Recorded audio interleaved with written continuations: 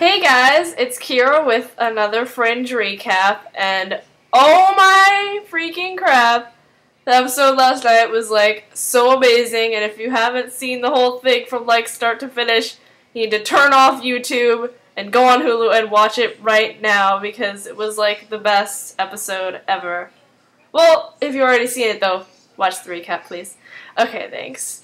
So, it was the winter finale called Jacksonville, 14th episode of Season 2, and it was amazing. As I said before, pretty hot stuff too, if you know what I mean. Yeah. Okay, so it starts off with this normal guy, kinda, and he's in this building, and before, you know, little letter things that show where they are and stuff, it said Manhattan, but there was like only one T instead of two. And actually my sister figured this out, that it was like, it was probably because he's in the alternate universe, which I didn't think of. But anyway, I just thought it was suspicious. So this guy's in there, and he's like drinking coffee and talking to this girl he works with. And then, like, she leaves, and they were talking about, like, these little micro earthquake things and tremors and stuff. And then, after she leaves, he's looking at some papers. And then suddenly, like, there's a giant earthquake, and, like, all this stuff falls on him, and then he wakes up, and he has, like, 4 arms and 4 legs, and it's totally gross. So, anyway, the French team goes to the building, and before they go inside, like, Olivia looks at it, and she notices that the building structure looks, like, rearranged and stuff, which is weird. So they go inside, and then they said that no survivors were found or anything. And then,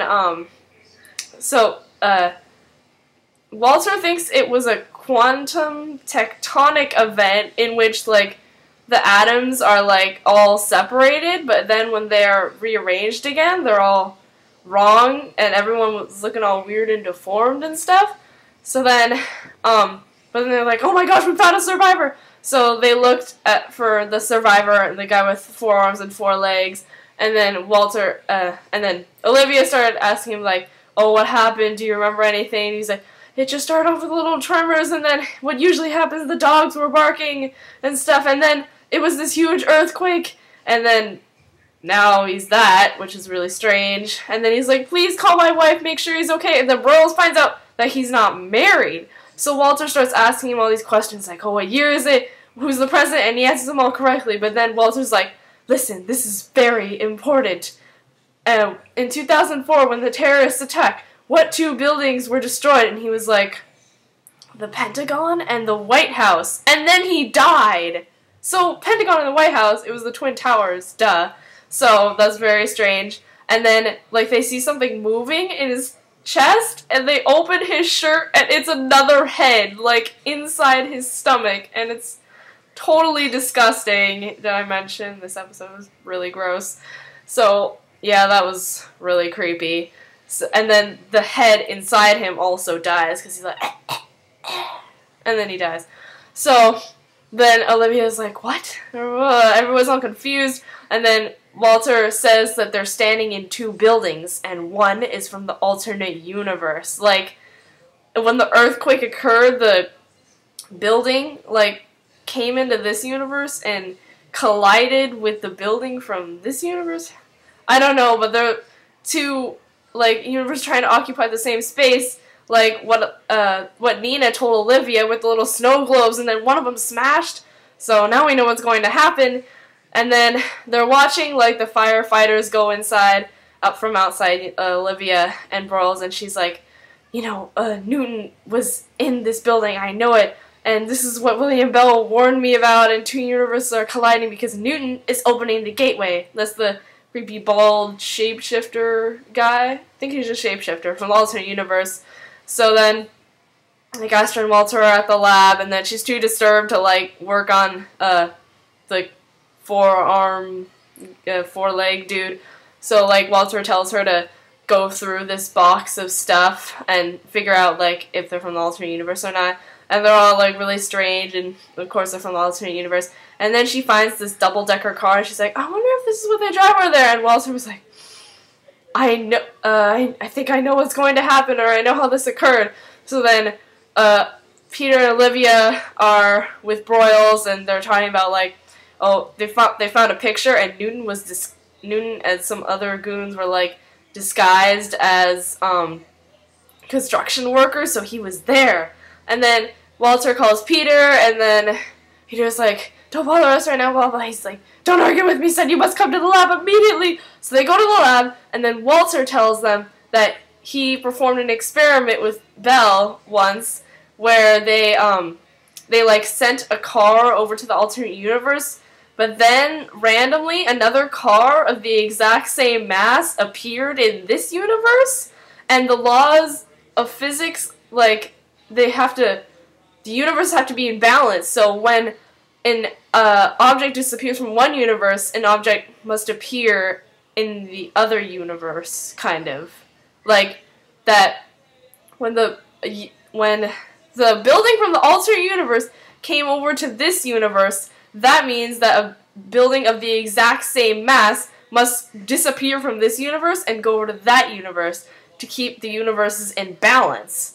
So, they have to find out which building is going to disappear from Manhattan. They don't know which, and then Walter says, the building will take a light glimmer, and then Peter's like, so then we'll know and we'll see the glimmer. He's like, except we can't see it. And then they're all like frustrated, and then he's like, but Olivia, you can. She's like, why me? And he's like, because you've seen it once before. And like when in the Cortexiphan testing, when she was a little girl and everything, she was able to see the glimmer of the stuff from the alternate universe. So then Walter says she can't see them anymore because she stopped wanting to. So he says, we have to go back to Jacksonville where we originally performed the experiments and then performed the Cortexiphan thingy on her so that she would be able to see the glimmer. So they have to fly all the way to Jacksonville. So they go back to the daycare where they did the Cortexiphan experiments.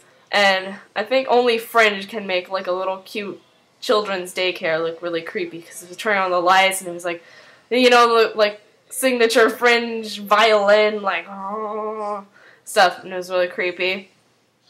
So they go to Jacksonville, they're at the daycare, and he opens this combination, and they were talking about on the Fringe Wiki that the combination was 5/20/10, and that an episode of Fringe would air on that same day, so wondering if like that would be like a special episode, but I don't know. So they go inside, and then they go into this one room, and he's like, Olivia, do you see anything? And she's like what? And he's like, 16 items in this room are from the other side. And she looks around really hard, but she doesn't see any glimmery objects or anything. So then, sorry? So then Walter has to perform the experiment on her because she doesn't have the ability anymore. So they're sitting outside on the swings, Peter and Olivia, cute. And then she says that she has a really good memory, but she can't remember anything from the Cortexiphan testing. And then Peter's like, well, maybe that's a good thing. So then Walter's like, we're ready, then you might want to slip into something more comfortable. So she's like in a tank top or whatever, and she's like sitting on this like chair from this room that was covered in like old, that was with old covered equipment and stuff. And she's attached all these electrodes, and they're about to do the Cortexiphan drip, so I'm gonna go to part 2 now. See ya!